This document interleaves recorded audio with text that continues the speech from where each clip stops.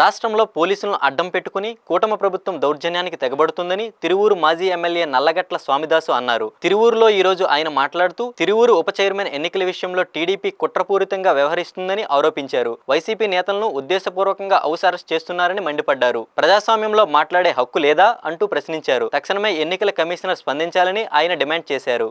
Road మీదకి కార్యకర్తలు అసలు ఆ ప్రిన్సెస్లోకి ఎంటర్ కానీయడానికి వీలు లేకున్నటువంటి పరిస్థితులు 70 మంది 80 మంది పోలీసులు మేము కాపలా కాస్తున్నామని చెప్పి బారికేడ్ లోపలికి మున్సిపల్ ఆఫీసు ముందుకి ఎమ్మెల్యే కొంతమంది తాబేదారులని గోండాలను వేసుకొని కొంతమందిని రవిడి ఎలిమెంట్స్ వేసుకొని తీసుకొచ్చి కౌన్సిలర్లు 7 మంది కౌన్సిలర్ ఆడవాళ్ళు మా ప్రొటెక్షన్ ఉంటే వాళ్ళు ఎండలో కూర్చోబెట్టి కనీసం ప్రొటెక్షన్ ఇవ్వకుండా హాల్లోకి ఎంటర్ కానివ్వకుండా దుర్మార్గంగా ఈ 2 రోజులు కూడా రావణా కాస్ట్ లాగా చేసి వాయిదా వేయించారు.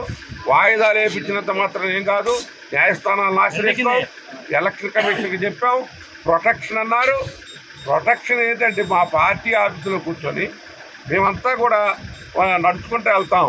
మేము ఎక్కడైతే ఎలక్షన్ హాల్ ఉందో ఆ మున్సిపల్ ఆఫీస్కి వెళ్తామంటే వాళ్ళు కనీసం మమ్మల్ని ఎలో చేయకోకుండా మాకు రక్షణ కల్పించుకోకుండా కల్పించినట్టు అభూత కల్పన చేస్తూ ఉన్నారు.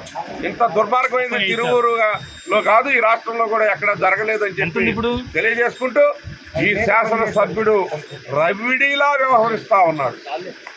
రవిడీ కంటే అన్యాయంగా ఇంకా దౌర్జన్యంగా అతనే ముందుకు దూసుకొస్తా ఉన్నాడు, ఉరుకులు పెడతా ఉన్నాడు. ఎల్లకాలం ఇట్నే ఉండదు. ఇది మేము హెచ్చరిక చేస్తూ ఉన్నాం. ప్రజలు గమనిస్తున్నారు మీ ప్రవర్తనని, మీ అల్లరి చిల్లరి. దాదాపు తిరువూరు ప్రశాంతమైన తిరువూరులో ఇప్పుడు రవిడీ రాజ్యం వెళ్తూ ఉన్నారు. రవిడీలు రాజ్యం వేలేటటువంటి పరిస్థితి వచ్చింది అని చెప్పి తెలియజేసుకుంటా ఉన్నాను.